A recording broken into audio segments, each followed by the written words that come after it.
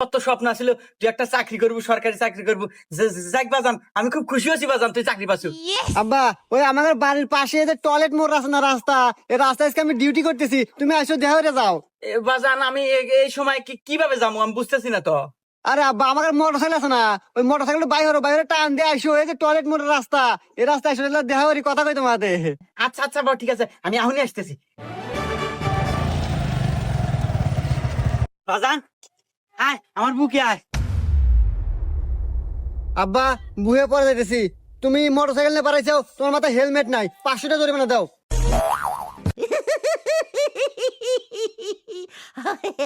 দা আমি কল তোর বাপ।